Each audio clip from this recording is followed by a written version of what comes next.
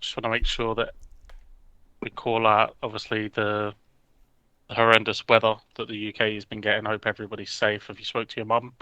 And actually, all right? I spoke to her on Saturday. She didn't mention anything about the weather. No. We'll tell her to stay away from Perth, mate. -7 up there. Oh, Ah! Anything more you'd like to add? oh man, that sums it up. Play the jingle.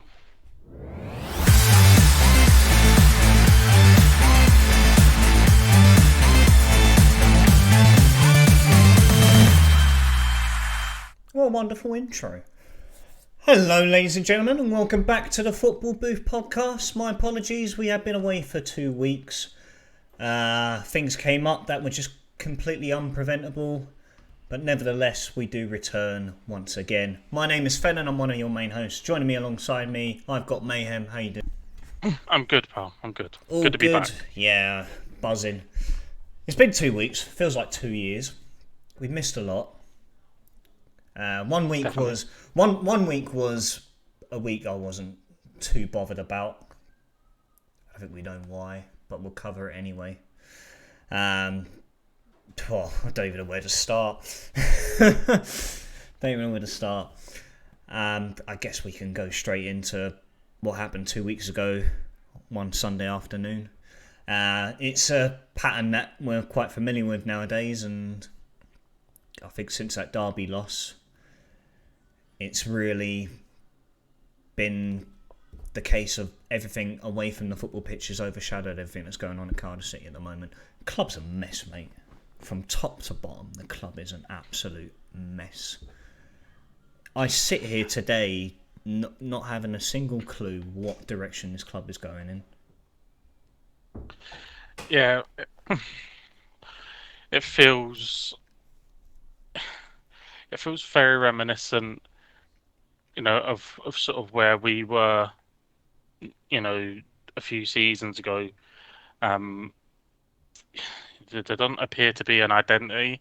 There's these sparks and these fleeting moments, but ultimately, know, you're just left with disappointment and letdown and lackluster performances in games that that were really so important to the fans. Man, I was gutted. Um, and I sit here now, and I guess it's through you and it's through this podcast. But I support Celtic. I'm fanatical about Celtic. If I didn't have my family, I would look to get to as many games as possible. Um, but life gets in the way. I'm buzzing to take, my son to his first game and to enjoy Celtic in a different relationship in a different way, over the next sort of 5 years as he grows to love it, hopefully, and we can share that. Taking him to his first game and letting him experience the buzz of Celtic Park. But aside from that, the team that I have most of a connection to in football is Cardiff. One, that they're not an English team, always a bonus. I've been to the ground. I love the atmosphere. I've been to big games. Cardiff, Liverpool with yourself, It's and night and day now. um, the the city's a great buzz. Just so we was there. Obviously, was part of the promotion when you went up. So I have a real affinity to Cardiff, um, and I was honestly gutted when I was watching the game.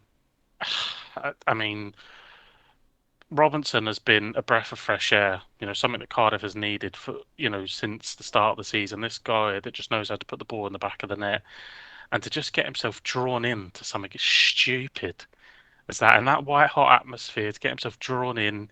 I think it's a really soft red card when you look at and you think about the context of what the game is. I think the ref has jumped in, but he's given the ref a decision, and it's such a stupid thing to do. Then you're up against it, um, and the two goals.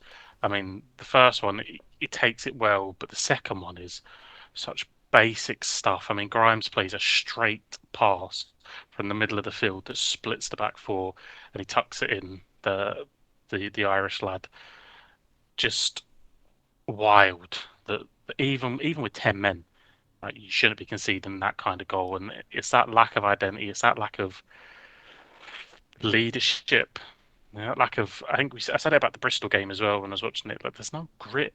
There's no grit. There's no. They pick this game up and we're not gonna fall apart. And I thought they may get that because that was Mark Hudson's game. He was a gritty central defender.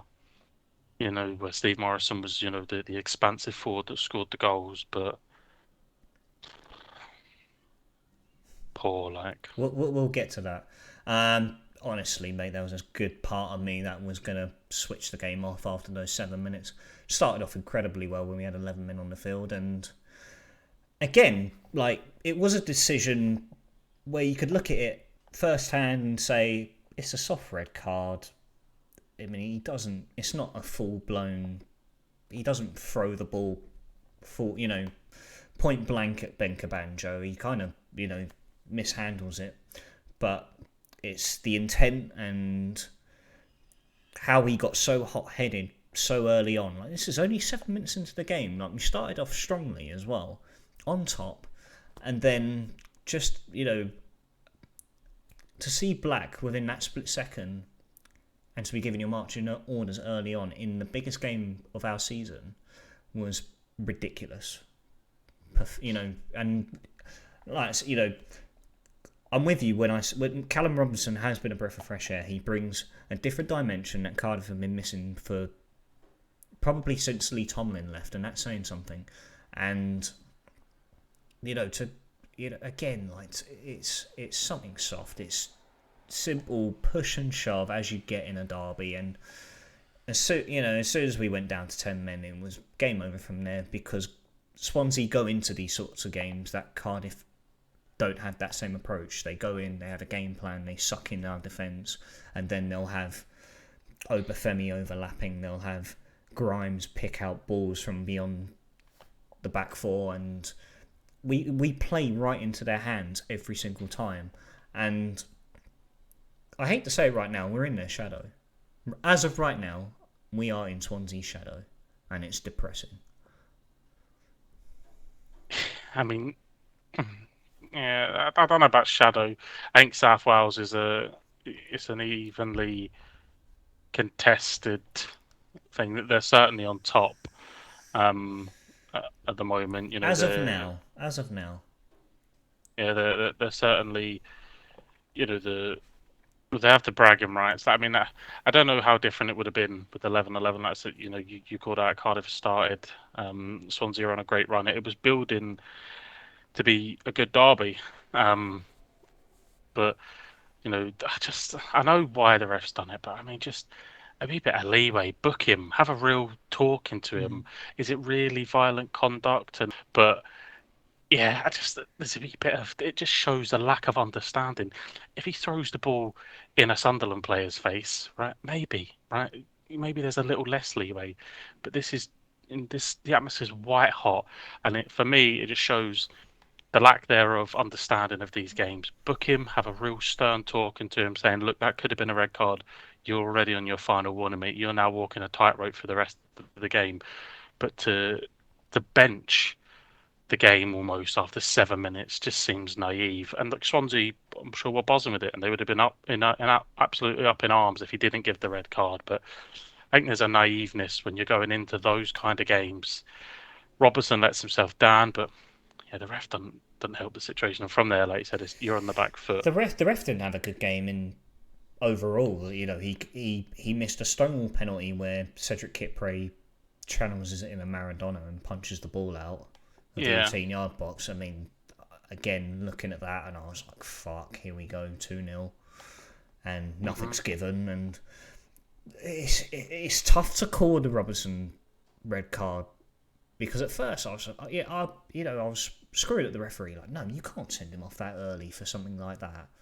Okay, he retaliates, but like you said, the capacity of the game and what the game is, it was a rash decision. And then you try to play the other side of the sword and see, reverse the roles and see Ben Cabanjo throwing the ball in one of the Cardiff players' faces. I'm screaming for a red card all day long if it's the other way around. But again, I think the timing of it, and there's always going to be two ways you can look at it, and I think the best way we've got to do now is just put that game behind us, and and the game, as it would take it week by week, it seems, and so are the board, because they don't know what plan we've got moving forward either. We've heard nothing as of the situation with the manager, with Mark Hudson. Is he staying to the end of the season? Is he staying till January? Tell us. Or are you planning to bring in someone more experienced who's going to steady the ship, and then we go again the following season? We know there is no transparency between the board to the club to the fans. Yeah, like I said, it feels very reminiscent of of a little while ago, in the east end of Glasgow, where Lennon was in charge, and things were all over the place. And the board were very slow to act, and they weren't really communicating. It can turn around. It is about. I think that the next. I can't see Hudson staying. I can't see that being the option. There hasn't been much improvement under him. So Yeah, there really hasn't been a bounce. I think the only difference with Mark Hudson is that he is starting particular players that should have been starting from the very start.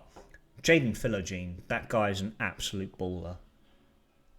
I've never seen, in a very long time at the club, I have not seen anyone as quick, agile, technically gifted on the ball, as good, probably since Craig Bellamy, perhaps. He's coming, and again, it's the case of you don't fall in love with lone players, and again, it's coming to that point again, like I had with Tommy Doyle last season and Cody Drammer last season, where you just can't get your hopes up, and there's always exactly, and there's always that possibility where we had it with Ryan Giles last season when we had him on loan from Wolves for the first half, and then they recalled him and then shipped him out again. And it could well be the case that Jaden Philogene is the same outcome, where another team picks him up because of how well he's playing, and he'll definitely do better than where he is right now. But it's a big dark cloud, it's a big question mark over the future of Cardiff City, and we've sort of taken it week by week, and the results have been up and down. And as Belcher says, like, refs are shite this season, 100%. Like before the Swansea game, we played QPR away, where we got absolutely slaughtered 3-0. And again, a red card given. The striker is taking a swing at it, but it feels like he just loses his footing, and Jack Simpson makes minimal contact and he's given a straight red, and the game's dead from that point on. Penalties converted, and then QPR score another 2 and then see out the game. But then is this I'm just trying to get my head around, because I've seen a few things over the last couple of weeks, and I'm confused. Do I know the rule wrong? Right, I thought that this double jeopardy thing was taken away. So I thought that you couldn't give a penalty and be sent off. I thought that was a thing now, like it was the whole double jeopardy thing, or if they backtracked on that. I think they backtracked on it because it's happened multiple times already this season. Yeah, I'm just confused, because I think I vividly remember, I think it was Arsenal v Wolves or something, and David Luiz gave away a penalty. He's literally last man, and he didn't get sent off because of that ruling. But some of the crazy, well, maybe they're not crazy now. Maybe I'm just not up to date with the rules. But some of the decisions just seem incredibly baffling. Yeah, but then going from the negative to the somewhat more positive, came up short against Watford at home last week. Again, this may well be, a silver lining in terms of the officiating we've had this season. I thought Keith Stroud was superb in the Cardiff Watford game. I thought he put in a brilliant performance as an official, which was nice to see. And Cardiff put in a good performance, but at the end of the day, it's one of those underlying problems that we've had since day one, and that's with set pieces. Can't deal with them at all this season whatsoever. And then this past Saturday, where we go away to Sunderland, an away game that I'd love to do in the future. By the way, I'd love to return up to Newcastle. I know we've been previously before. We had a good crack up there, so that's definitely an away day that I'd love to do one day. And that was a game where we should have easily gone in at half time 4 or 5 goals up. Yeah, missed the penalty. That's what I mean. I've watched that game, and I mean, if the double jeopardy thing isn't a thing, then how does the ref give the penalty and not send the Sunderland player off? Yeah, Because like, your boy is tapping it in if if he doesn't bundle him that's it. over. Yeah. Well, he gave him a Joe, booking in the end. but we're gonna say a word that is gonna be, if you're not in work tomorrow, right, get the drink out because every time I say inconsistency, take a drink when we start talking about Scottish officiating. But for now, we'll stay on the English. But all we want is consistency. If the answer is that it's double jeopardy, then just make sure that that's what you do. If the answer is you can send people off, then just make sure that's what you do. But make sure it is consistent throughout. That's literally it, right? Like I can't see how this is. Surely you bring all the refs together at the start of the season and say these are the rules. Right? This is what we're going to enforce, and then just go out and enforce it. It's. I mean, am I oversimplifying this, or am I missing a big part of it where, I'm getting it wrong? The guy in the black should never, ever be the guy we're talking about. Whether he's black, blue, whatever this fraudster in the middle is wearing, it It's should almost never be who we're unheard of in talking about. other sports. It's almost unheard of where you're questioning the man in black, the main official. Like exactly, like you look at rugby, you know, and I'm talking about fast flowing. I can't. Rugby's really the only one you can kind of compare. Um, rugby union, not that shit. That thing, rugby league. Fuck, put that in the bin. But proper rugby.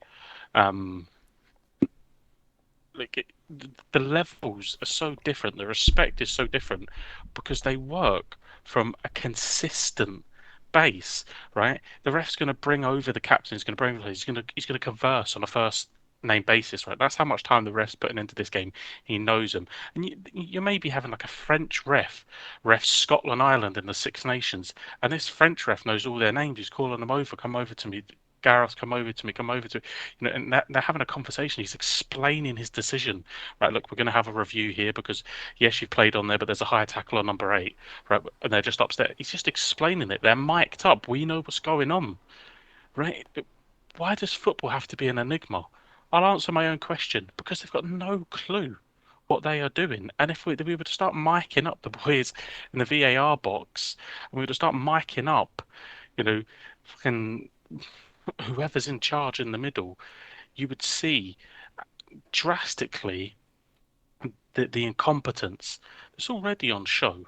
I mean, obviously down in the Championship, they don't have the benefit of VAR, but I think it's the case of whether you want to step in pig shit or cow shit when it comes to VAR. it's there is no there's no accountability, right? There is no accountability within our football pyramid, and it's in the UEFA. So the Celtic Madrid game where there was 3 penalties given. Second Madrid one a wee bit questionable. The other two I think are all right. But they're talking about that that female ref being demoted. There's accountability with UEFA. If you're poor, you are demoted. You're demoted to the Europa League. You're demoted to the Conference League. There is no accountability, right? There can be someone can have an absolute stinker and they're reffing in the Premier League the next week. Someone have an absolute stinker and they're reffing in the Championship the next week. Right? If you get it wrong and you have an absolute howler, right? Then you shouldn't be. There should be accountability, right? You're not in the Premier League this week because you've had an absolute shocker. You're going to go, find out how someone else is doing it, and someone who's performing well in the Championship, right, gets their debut in the Premier League. Again, I don't know if I'm oversimplifying this, but accountability, consistency, and transparency, right? That's what we need from refs. All Yeah. we get is chaos. Well, I think it's in the A League. They're mic'd up, aren't they? The officials. Yeah, we've seen that, and again, it works, doesn't it? You Yeah, just you kind of know what's going through it. But because honestly, for me, it's transparency. There's no there's yeah, like you said, there's no cloud of lack of communication in the A League. Whereas you see it in the top leagues and the top competitions. It's amazing how they haven't even taken that next step. But the A League, which we probably see as more of a obscure competition in football, are that step ahead and seeing it in in its finest form working. there is also this, that in this competency. VAR was introduced off the back of a successful World Cup in Russia, right? How many referees were English at that competition? Probably Not many. fucking none of them. Not many, right? So it was successfully implemented and used in the correct ways. There was some, but overall it was a renowned success. Then it comes in to England. Never once when VAR was being trialled in the World Cup were toenails being given offside. Like that wasn't a thing. And then we tried this. Now they're having to tell you the circumference of lines that they're drawing. Like, what is going on? What has this become? That they've had to increase the thickness. Clearly, the rule is broken. It's that simple. If you have to increase the thickness of the line you're drawing, it isn't the line that's the problem here. It's the rule.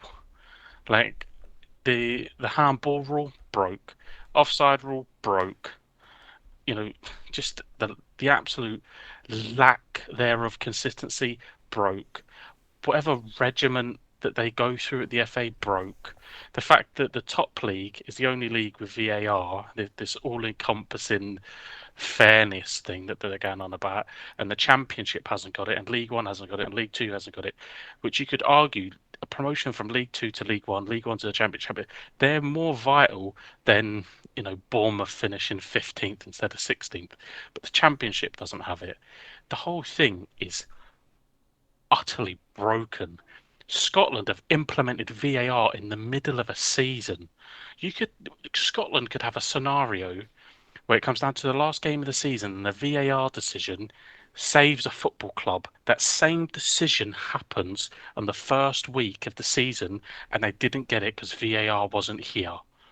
But do we just want to be a laughing stock? It's not enough that we've got the bigoted football club in the world to think they're something that they're fucking not. They died and come back to life and want to call themselves the same name. It's not enough that everyone looks up and thinks how sectarian Scotland is. It's not enough that Hearts are getting absolutely drummed in the Conference League because they're an absolute fucking minnow. So we're being laughed at for all these things. Now we're bringing shit in midway through in the in the and they're calling it fairness. Like if we win this bum league, which we should do, like it's just an absolute shambles from top to bottom. Well, I think anything that has happened in the Scottish Premier League. What impact has VAR had on Celtic thus far since its introduction, which wasn't so long ago?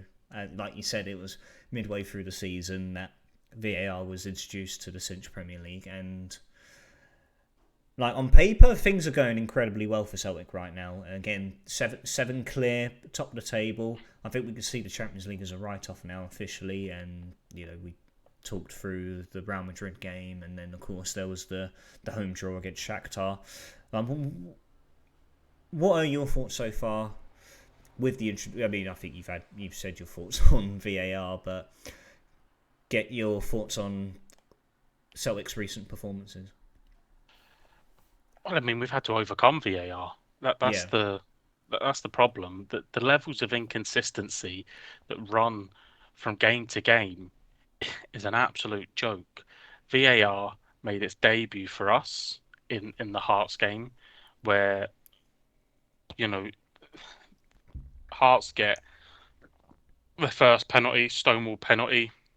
Fantastic for the ref to miss it. An absolute Stonewall penalty. I mean, if you haven't seen it, lads, take yourself off. Type in Hearts versus Celtic 4-3. Watch the first penalty. The guy in black. Bear in mind that this is literally a penalty against us. The guy in black wasn't going to give it. I mean, it was near common assault. Cameron Cardiff is booting the boy halfway up in the air, and he gets away with it until the magic screen comes out. And I mean, this is a problem as well. Why do they bother running over to the screen? Because every time they go over to the screen, they just reverse their decision, right? So why do we get the fucking stage show of them jogging over? Oh, I wonder what he's gonna do. Gives the penalty, which you should have done in the first place, make your dog shit cunt, right? But yeah, Then they add the old build up yeah, like side what's the of point? VAR, don't they? Yeah. What's the fucking point? Then we roll on. So they've got the penalty, they've equalised. Then we roll on. Then, for how I understand this broken handball rule at the moment, if you make your body bigger, your arms outside the silhouette makes your body bigger, and it hits your arm or it hits your hand, it's a penalty. That's how I understand it at the moment. Yes. That happens. The Hearts player has his arm down outside of his silhouette, makes himself bigger, hits his arm, he puts it right behind his back. They review it, don't give it. Celtic have a goal chalked off. Was it at 1-0? Ralston around the back scores a diving header. Something happens. I don't quite know what the ref's seen. Um, and he chalks the goal off. VAR look at it, decide there's nothing doing. Look at the Celtic penalty, nothing doing. We roll on. Hearts get another penalty. Fine, again, it was a penalty. They then miss the penalty, but we need to bring it back because there was a player encroaching.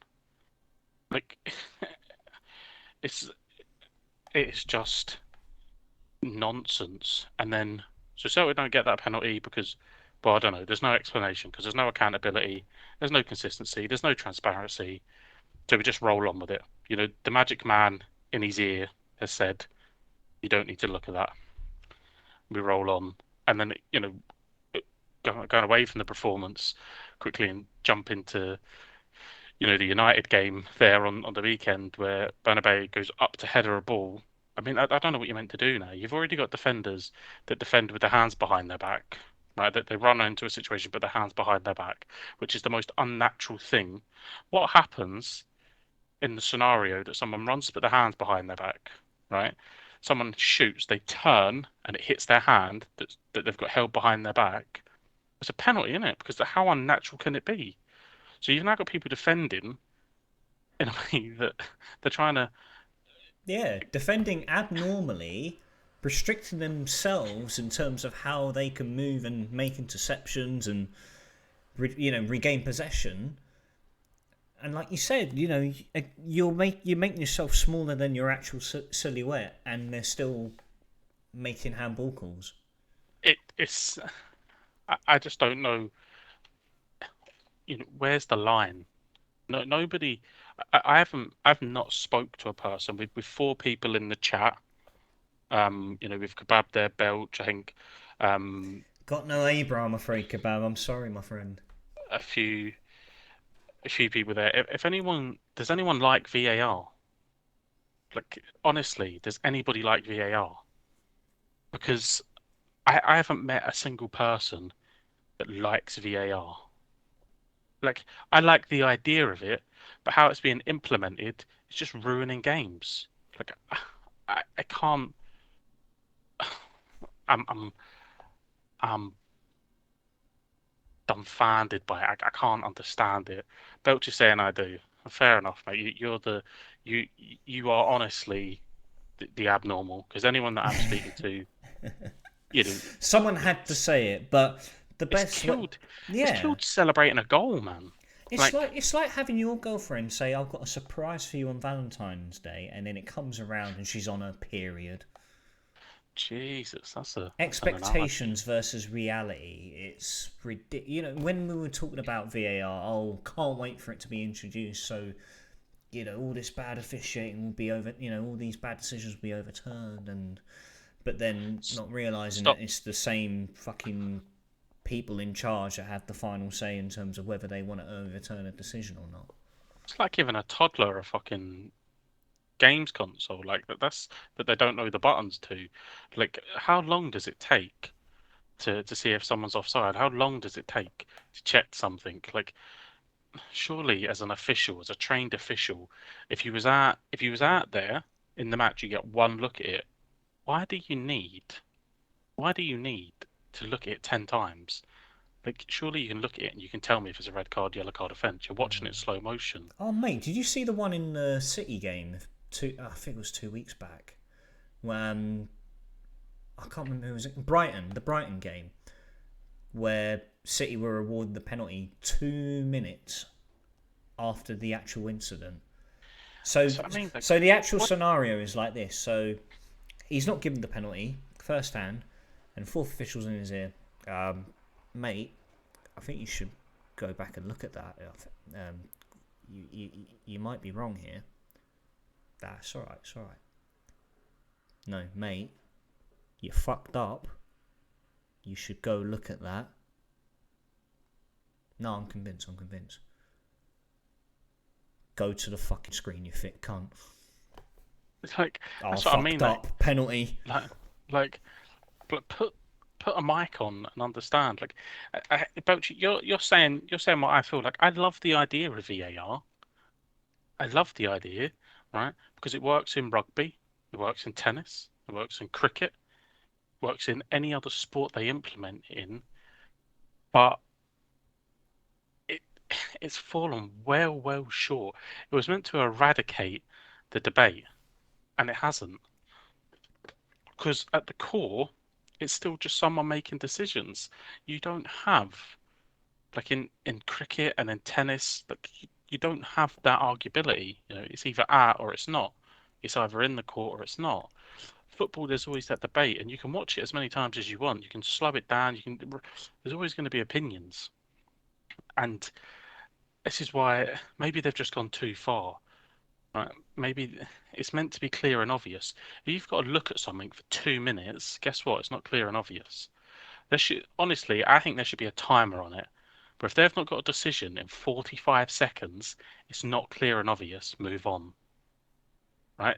Refs are going to make mistakes, and a team should never be relegated or win something off of a mistake. It shouldn't happen. Right? So VAR needs to be here. But if the ruling is going to be, it has to be clear and obvious for VAR to get involved. You can't look at something for 3 minutes and tell me that it's clear and obvious, because it isn't. No, it's honestly mental. I mean, what were your thoughts? You know, prior to VAR coming, you knew about the introduction of VAR coming to the Scottish Premier League. What were your actual thoughts at that point? Honestly, mate, for me, you know, you want the fairness. You know what I mean, you want the officials a chance to go back and rectify their mistakes. Although in Scotland, if they were rectifying all their mistakes, we may never kick a ball and be constantly glued to the screen. But you want an overall game to be won correctly. Um, and if you want to be a top league these days, you have to have that technology and that support to support the officials. So because it was a positive addition, but the problem that I think everybody in Scotland had was that the fact that you still had people like Andrew Dallas and Nick Walsh and all these boys that were still going to be doing, Kevin Clancy still doing and making the decisions, and these guys are part-time referees. They're not full-time. They get paid £800 a weekend to turn up and ref a game, and like they're nowhere near as fit as the players. Why would they be? They do a normal day job, and then they have to come, so they're nowhere near as fit the players. So they struggle to keep up with the play, and just the crazy decisions. And the maddening thing in Scotland is that you don't have to declare who you support, right? So this is where it breeds into this, conspiracy theory, right? In England, you have to declare who you support. So if you turn up, Morgan, and you come up through the ranks, and they say, right, that's grand, you're going to go and officiate in the Championship. You've earned it, right? You can't. be involved in a Cardiff City game, a Bristol City game, or a Swansea game because you would have a prejudice and a bias towards those games. Common sense, yeah. Can't happen. Same in the Premier League. If you support Chelsea, you can't be involved in this. Blah blah blah blah blah. But see in England, if you support Chelsea, you can't ref Arsenal, you can't ref Tottenham, but you can still ref Man City, Man United. So you still have big games that you can ref, right? In Scotland, if you say you support Celtic, you can't ref Celtic games and you can't ref Rangers games. You're fucked. You can't ref the big games. You're never going to be, most likely, you're never going to be refing semi-finals or finals. You can't ref any of the derbies. You can't ref any of this stuff. So you're completely gone. So then you don't have to declare who you support because it throws you out. If you say that you support Rangers, you can't ref Celtic games. You can't ref Aberdeen games. Third biggest club in You can't Scotland. officiate them in European competitions either. So The ladder is you know, very short and very limited in terms of how far you can stretch beyond, if it being part of a bigger game in the officiating pyramid. so that's the problem, and that factors into you know in the Scottish game. Stuart Dallas, who's Andrew Dallas's father, was obviously he's part of the SFA now, but was a ref and ref multiple Old Firm games as they were back in the day, and he was found to be a massive Rangers fan.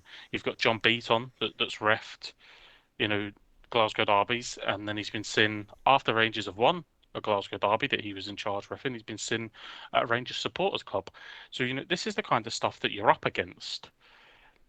And look, I don't think that they mean to be biased, but if I was a ref, and even if I was trying to call it, if I was refing a Rangers game, I would just automatically give more stuff to the other team because I didn't want them to win. Even if I was trying to be impartial because it was my job and I loved it, I wouldn't be able to retain that. There would be something in me that wants to give the other team something. So I think there's that, and then there is just the fact that the refs in Scotland are not good enough. They are not elite level referees, and that's again just a reflection on the league.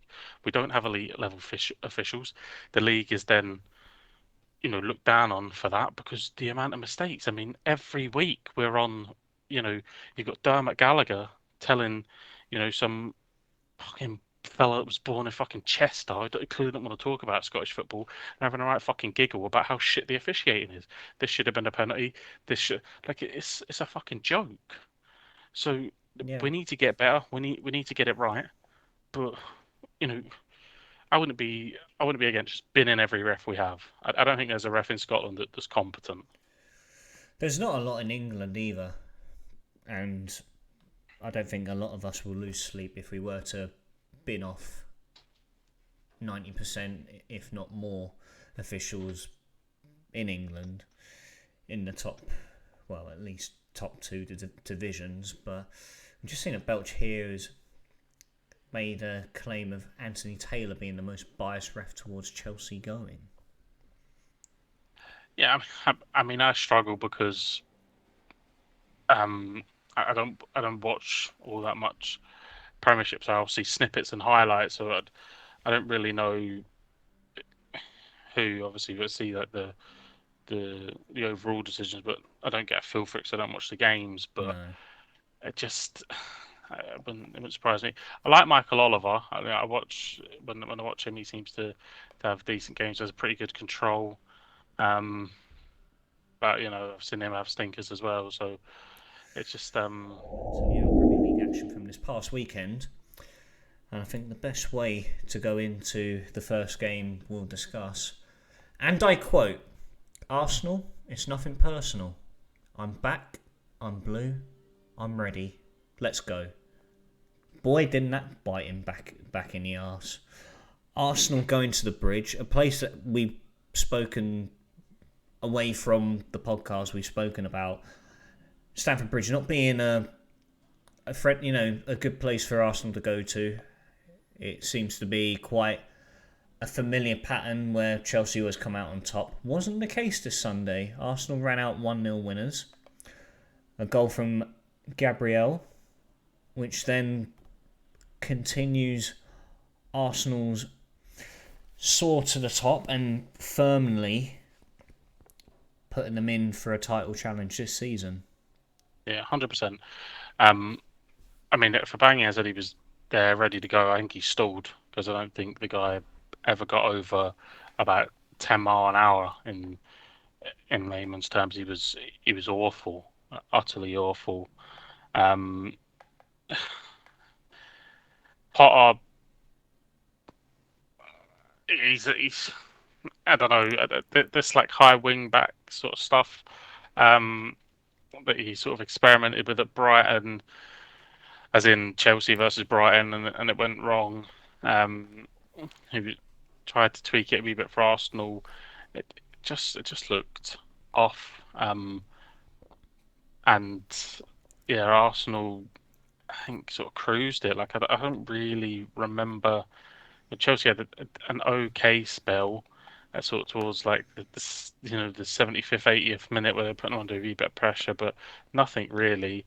And honestly, if Arsenal had been a wee bit more clinical, they could have been a few ahead. In the end, they Yeah, score from it's an abysmal goal to concede. Like it's a rancid goal yeah, um, to concede. I mean that to go through Thiago Silva, get past everyone, and Gabriel's tapping it in, 2 yards out, middle of the 6 yard box, and he's not really had to beat anyone.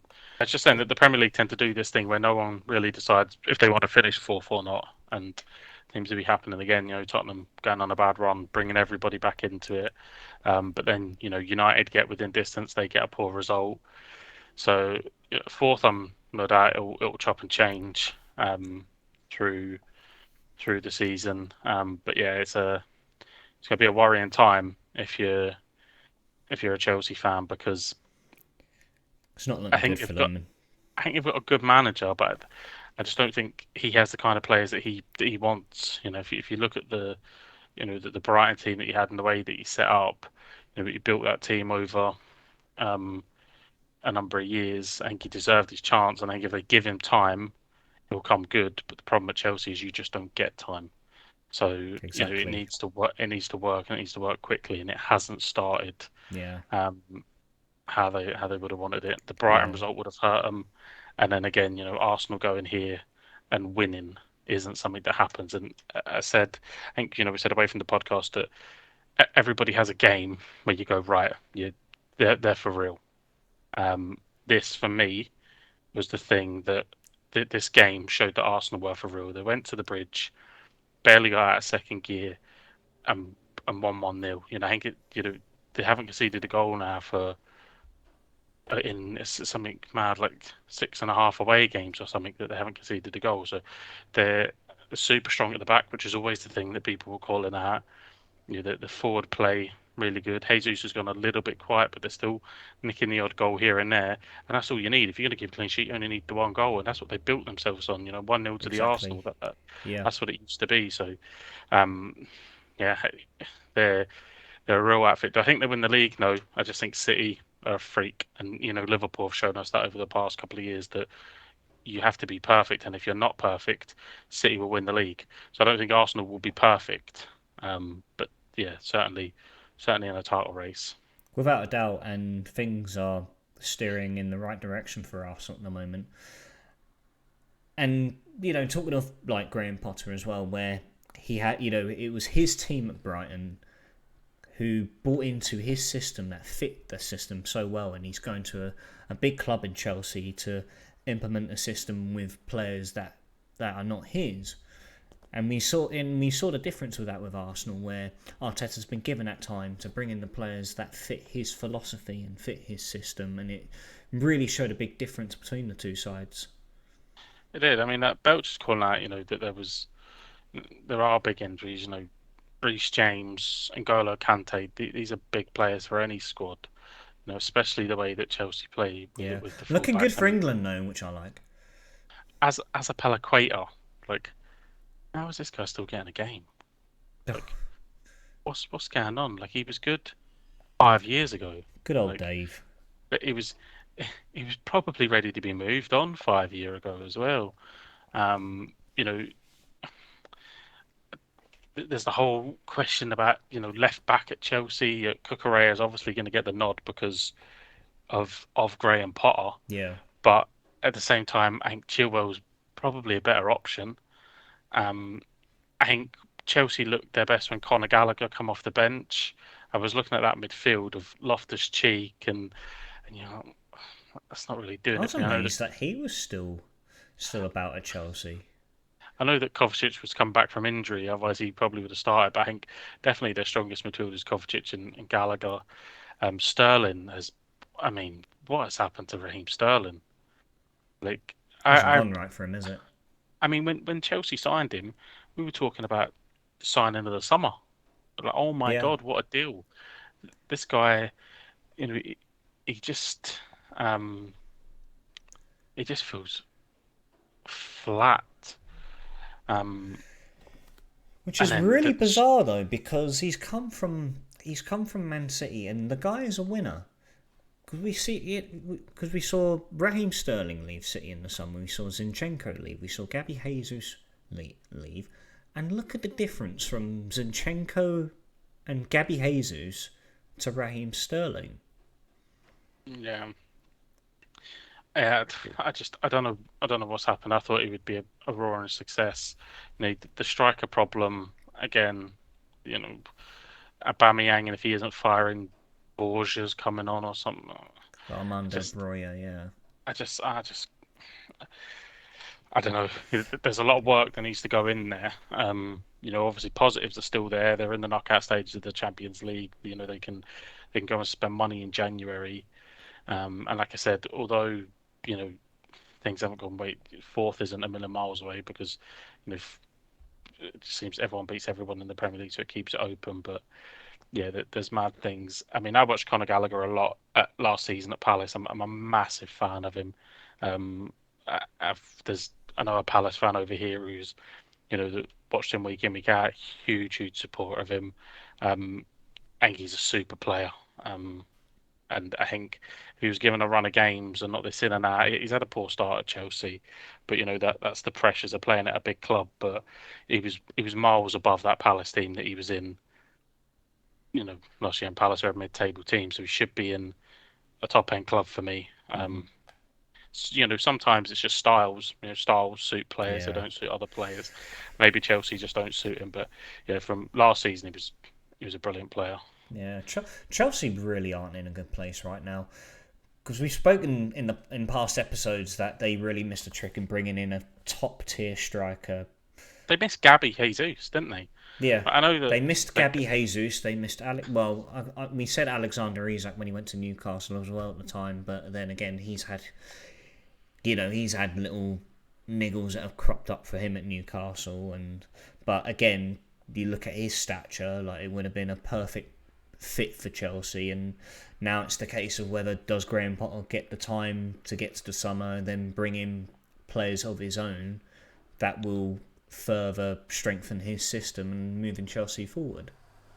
I think he's definitely going to get till he's going to get to the break and he's going to get to January. Mm. So yeah, I mean that's a point as well. You know that they're Nkunku's apparently coming in January, but yeah, I mean fifth, sixth. I mean I think he's a still easily be part of that European makeup, but big work to be done. Going to move over to Spurs, a team that you've expressed in the past episodes, Joel, that they're playing and winning ugly and in a sense riding their luck, and their luck really ran out yesterday.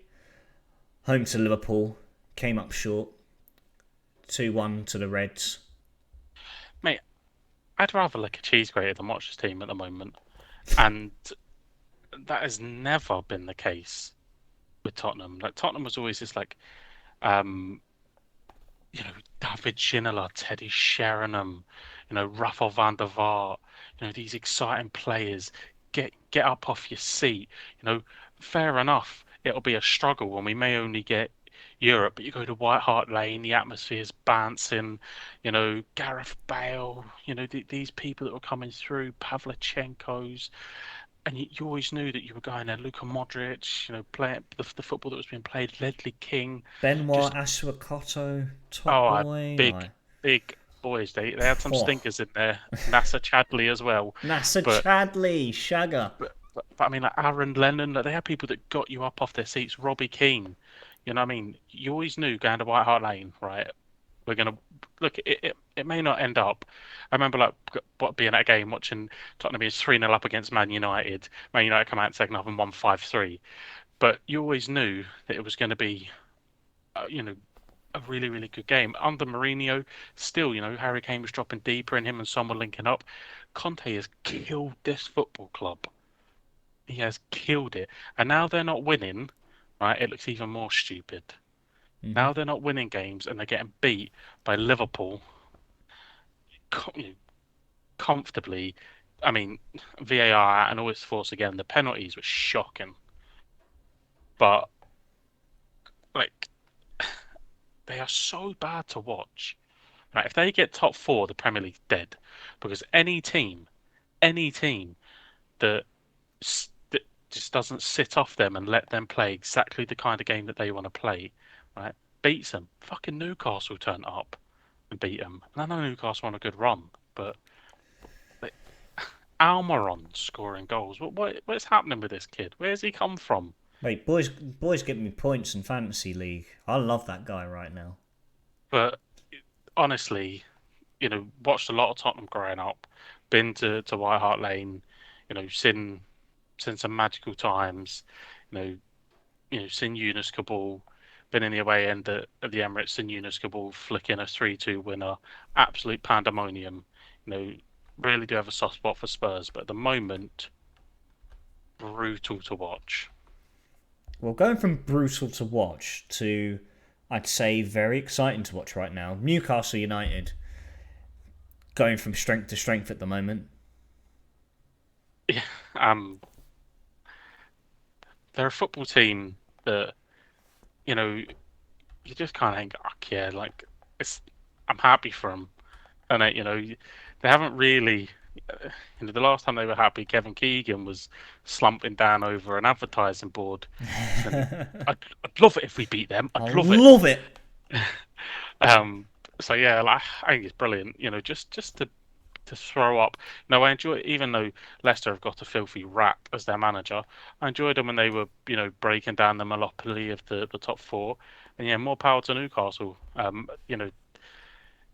Shitty, shitty time to have the World Cup because they're going to lose all that momentum and then have to find it again. But you know, they've gone away. I think they've been away to Arsenal. I think they've been away to Man United. They've been away to Tottenham. They've gone to some big places. They've got these games out of the way, and they're in they're in third. They've been to some big places. So all these teams have got gone back to St James's Park where they look really good this season. I'd love to see them get top four. I don't think they will. I think they would run out a bit of steam. The same way we see Leicester run out of a bit of steam. And in the end, it is when it comes down to those last couple of games, it's that know-how to get over the line. Eddie Howe doesn't have it.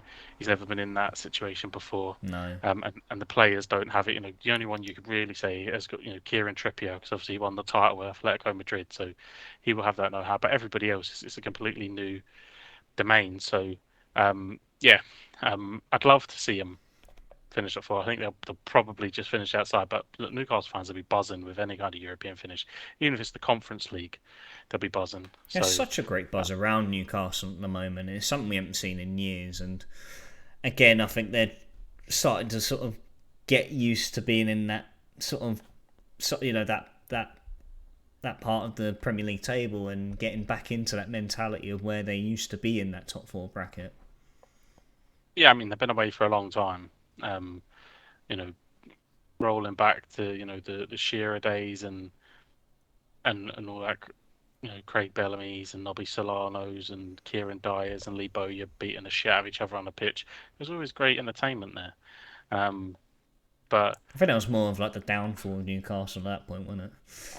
mate, made for good viewing. It did. Um, but yeah, Sir Bobby Robson and what he created there, and like I said, but we've been up to Newcastle, been in and around the stadium. So it's a great stadium, great football club, and uh, hope they hold on. Fingers crossed, mate. And like you said, they've got big games out the way so far this season, and then when it comes to the games that you'd see, yeah, 3 points on paper for Newcastle, and they're comfortably winning. Especially with the Southampton result, put the final nail in the coffin for Mr. Ralph Hasenhüttl, giving his marching orders this morning. Yeah, um, it was a weird one, Southampton, wasn't it? Because it looked like it was going to happen a few times, and then he Yeah, tended to go on a good run, kind of reminiscent of the Solskjaer on a smaller scale. It looked like he was gonna go a few times. He'd put together. I mean, they that time they're sub 9-0 by Leicester and that. So yeah, um, I think again, they'll go out to that market, but who is there? You know, who can they go and bring in? Because they want to play a certain style of football. Down at Southampton, the likes of James Ward-Prowse and Che Adams and Livramento, they want to play um, a certain style, but who do they go and bring in? well, there is a name. There is a name that they've been given permission to speak to. Luton Town's Nathan Jones. Oh, come on, yeah. What do you My reckon? deepest condolences to you, Morgan. I know. I was Um, crying out for him so much when Morrison was dismissed. look, I just But hope, but but good on him if he does yeah, go to Southampton. It's a brilliant move for him. I think I just Southampton are also a fantastic club that again have been through this slump for the last few seasons. yeah, I just hope that it isn't a case of like we see the Forest Green manager that went up to Watford was given all the 10 games before he was binned. So like I just hope that if he does go there, they see it as a project. He's obviously massively overachieved with Luton. Leaves the club in a fantastic position. Um, Even if they do have the shittest ground that I've ever been to in my life. St Mary's, Based really? No, Luton. Oh, Luton's. Um, Oh, okay. like have you ever seen the away end? Yeah, I have. I remember when oh, I think it You was literally, it was last it's yeah, literally fucking houses, mate. it was last season when Cardiff went to Luton. We won 2-1. Morrison scored the winner, and away fans knocked over the barricade Like fucking, like as you're going in, through minimal effort. as you're going into the away end, right? Literally, no joke, right? You're in people's fucking gardens. It's the weirdest fucking ground. Um, It's not a but big look, ground, is it? No. no, it's strange, but he's done a fantastic job there. He deserves his chance. It's nice to see that this kind of, you know, because obviously you look at the manager they've just sacked, and he wasn't really pulling up any strings, and he got the Southampton job. So it's nice to see that Luton. Um, Nice to see that they've gone to Luton, and they're promoting a British manager, and all the best to him. I mean, he's got some good young talent there, the likes of that Bola Ketchup and Will Price, the keeper. I think that they're playing in nets is only like 21-year old or something. So he's Oh, Gavin Pazunu, the Irish keeper. Yeah, I think did I hear that he was on loan at Portsmouth?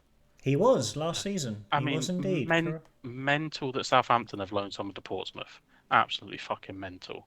But like they hate each other, but you send a boy on loan there. Seems a bit mad. Wait, who have But Southampton sent on loan? no, but I mean it's mental that they Oh did no, that. no, no! I see. Yeah, yeah. No, Like I'm with you. massive rivals. Yep, just go down there for a season. Weird. But yeah. So look, they've a lot of talent there. Um, and I think we've certainly come used to Southampton being sort of a top 10 club. So fallen a wee bit from grace, but hopefully I'll go there and do a good job. Yeah, a team right now in the Premier League who are probably producing the most exciting climaxes to a game is got to be Leeds United at the moment.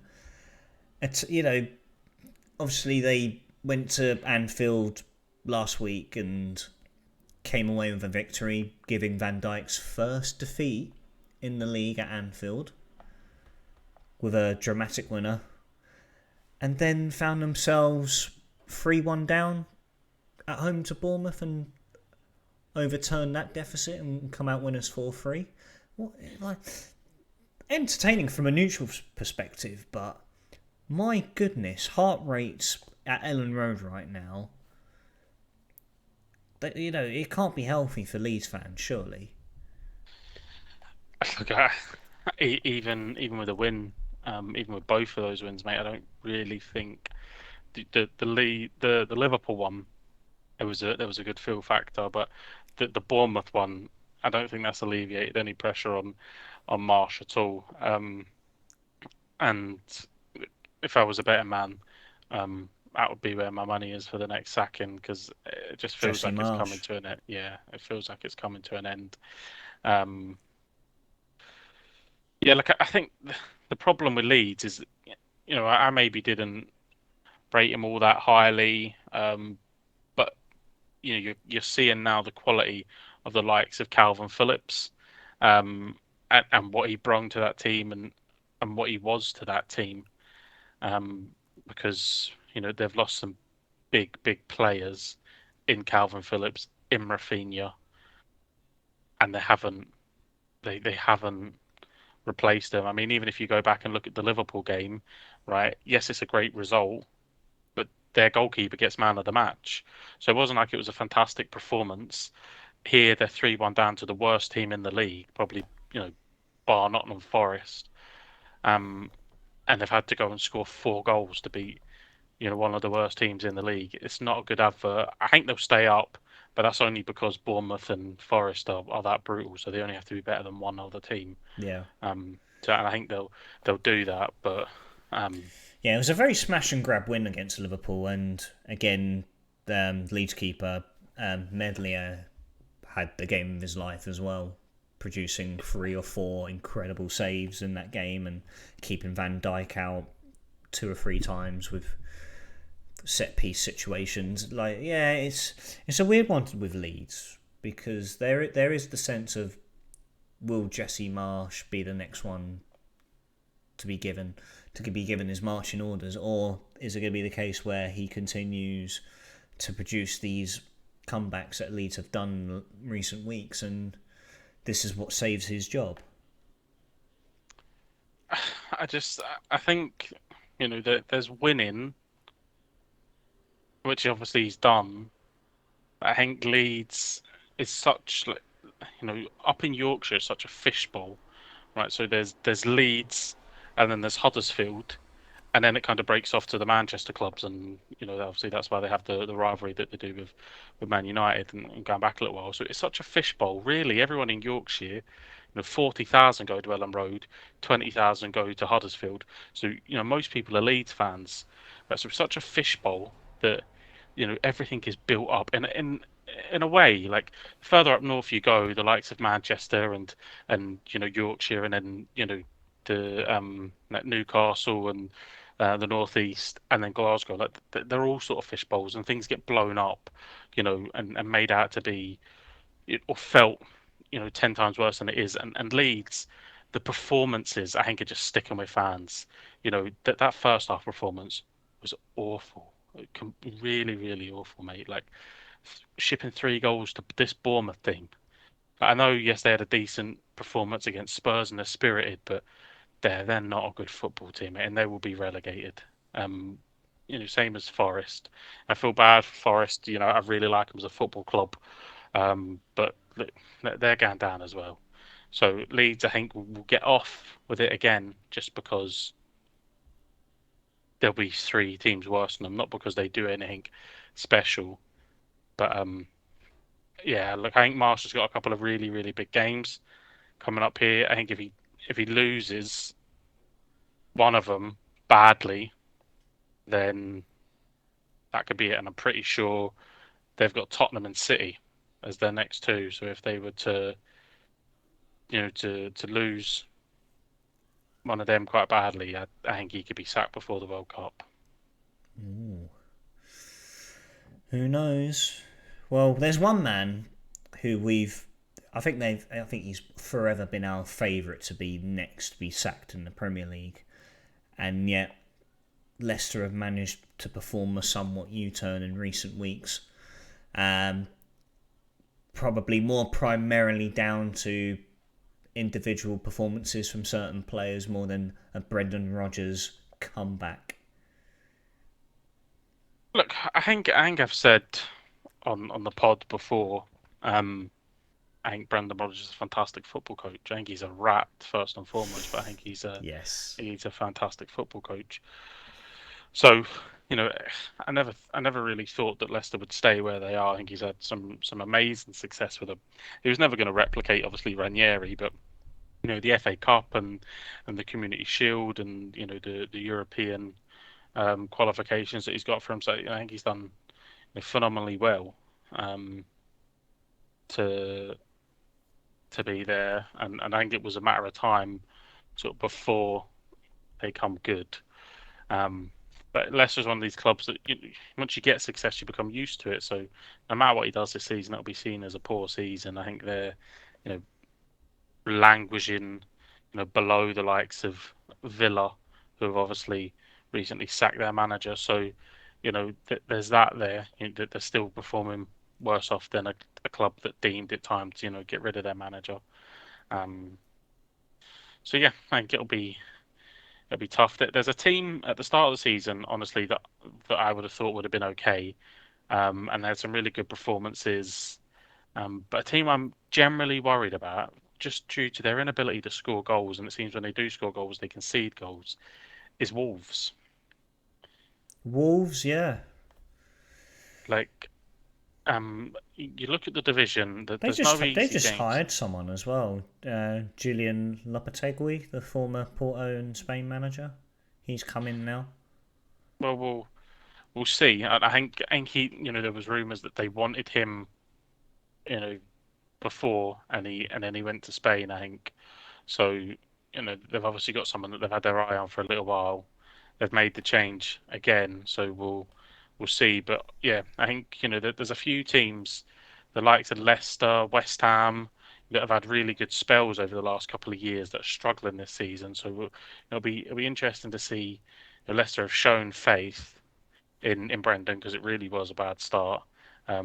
See what West Ham do with David Moyes. I know that they're through in the Conference League to the knockout stages, so it'll be interesting to see what happens. But yeah, I mean, obviously the points that Leeds have racked up there, leave them. I think that they're 12th now, so um, it feels a wee bit strange to be saying that. I think a Leeds team in 12th will sack their manager, but yeah, I could see it being the case if they get a few bad results here. But I think the fans have kind of turned, and that's the problem. Yeah. Honestly, you know what? And then another team I'm going to mention right now who usually have a sound alert when we talk about Aston Villa, but he's not there anymore, and I haven't got the sound alert for it. So I'll do my own rendition. They came away 3-1 winners, and it was the first game of Mr. Unai Emery. Good evening! Good evening. Good evening. Um, yeah. Big result. Well, it just shows what happens when you don't have Steven Gerrard in charge. Fucking bum. Absolute bum manager. When you've not got the second biggest budget in the league and you haven't got, no fucking crads in the grant to give any kind of animosity. So really, Steven Gerrard can only perform when he's got the second biggest budget and he's a shit ass that can't do it in front of fans. Um, because he's swan down here as if like this was some kind of master plan how he was going to go into Villa and that was going to build him up to get the Liverpool job.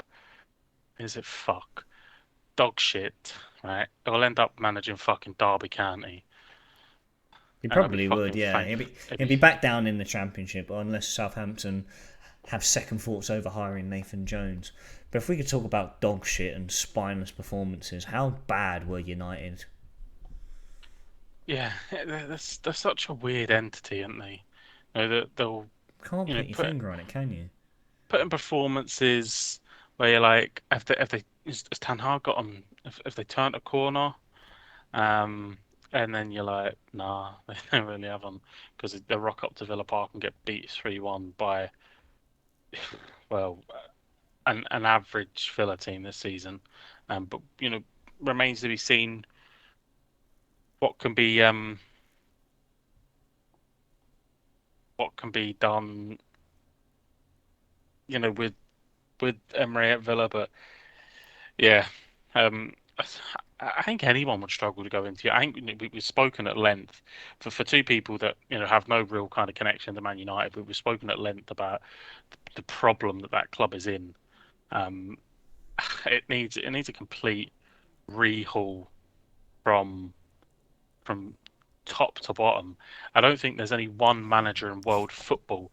You could bring Pep Guardiola into Man United, and I don't think he'd fix the problems because of the infrastructure that's at United, and the stuff that is weighing them down. The owners and the noise. The whole atmosphere from the crowd and the fact they want Glazers out, down to the recruitment. The technical directors. The fact that Sir Alex Ferguson's still involved in the club. It just all needs wiped clean. A And complete refresh. yeah, and he's wiped clean, and someone needs to build it back up. And who knows who that'll be, whether it be Ten Hag or someone else. But the fact that the whole time the Glazers are there, there's going to be this horrible feeling around the football club. Ed Woodward stepped away, but nothing really changed. And I think Man United have become what Arsenal were for so long. Man United are happy to finish fourth. Their fan base isn't. The fan base hasn't had that turn yet, but their owners are absolutely thrilled to finish fourth and have Champions League football. And Except, that's yeah, the they accept that's the problem. mediocrity at a club like Man United. It's beyond me. Speaking of owners as well, there was some news that emerged earlier today that the ownership at Liverpool were open to selling the club, despite they have claimed that they remain 100% committed to Liverpool. They are willing to listen to offers. That's the most American sport ownership franchise thing to do. Happy enough when they're chasing the league title, happy enough in the Champions League finals, winning Champions Leagues. Shit season, down in 10th. Yeah, we'll sell. Like, trying to get out.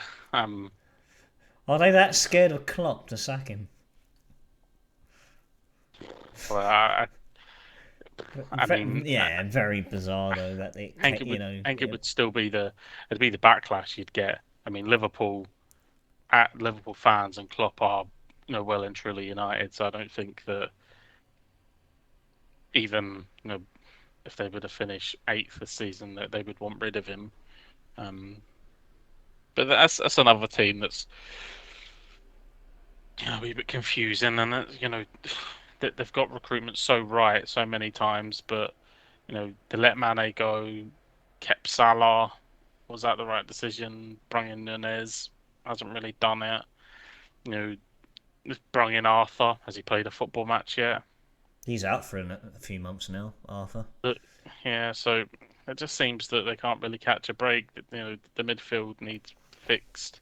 Yeah, So they had quite a Chelsea transfer window where they sold big names that were completely fluid to the system, and again they brought in Darwin Nunez because they saw him as like the next best thing to Erling Haaland, and things haven't quite gone well for Nunez so far, and then there's just key areas in that team where they haven't had a refresh. Like their midfield is basically Old Trafford. yeah, I think it's about. I know there was rumours that they wanted Bellingham. Dortmund didn't want to lose Haaland and Bellingham in the one window. Yeah. So yeah, it just feels. Um, they've identified key targets and missed out on them. And then they obviously didn't have backup plans to to go and reinforce if they didn't get they've got that kind of arrogance to think that if we go for a player they'll come. And it hasn't quite worked out that way. So yeah, look, I'm sure they'll find a wee bit of form. Just got to get through the next couple of games and then go again after the World Cup, and see what the back end of the season holds. But it's already a long, becoming a long shot them getting top four. Well, like you said, the World Cup's on the horizon. 2 weeks away now. So not a lot of sorry. I put you on the spot. Go on then, Morg. Pick me the winner. For the World Cup? Aye, for the World Cup. Pick me a winner. Belch in the comments. Pick me the winner. Whoever else there, pick me a winner. Go on. Oh, my heart and my head say two different things. I think you know what my heart says. My head says I'm going to go with Holland. Belch has gone Argentina. You're going for the Netherlands. I have a really strange feeling about Belgium. I've had it for a little while. I know that they've kind of gone through their golden generation. Now they're kind of at the other side of it. Eden Hazard's dropped off and that, but yeah, I think Belgium will go deep. Three different answers. That's quite good, isn't it? Argentina. Come on, Cambry! Where do I think they finish? I'm guessing Belcher talking about England. I don't think they get out the group. Not biased in the slightest. Right, fantasy football time in the Football Booth League. So we've had things haven't changed this week, but a lot has happened as we have been away for the past fortnight. Am I still below Cameron? Or am I above him? I hate to break it to you, mate, but you are. By 6 points, though. Only by a small margin. So, the league currently stands. Top of the table is still Joe, because who else would it be? And coming in second place, we've got Liam, who is 9 points behind Joe. I should read out the points as well. So, Joe's on 849. Liam is on 840. Third is Endro, who's on 835, so only 5 behind Liam, and 14 behind Joe. Fourth is me. I've managed to break myself into that top 4 bracket. Cheers, Miguel Almiron. I'm on 822, so not far off. Fifth is Mike on 800. Sixth is Sam, 756. I think that's probably the biggest gap that we've got in the table. Then it's Cam in 7th, 739. Then it's you, Joel, on 733. Not looking good, mate. No, not looking good, mate. I'm just going to ignore it for the rest of the season and hope that my team gets me through. Get Miguel Almiron in your side. That's all I'm going to say. I'm the ultra jinx, mate. I put him in, he stopped scoring. So it's up to you if you want to break that top 3 or not. But we're going to wrap things up now. Mayhem, thanks for joining me tonight, mate. Good to be back. Indeed, back with a bang. Back with a bang. We've got some more Premier League football to look forward to next week, and then, as we said, that following Monday, we won't be podding. We'll be game watching.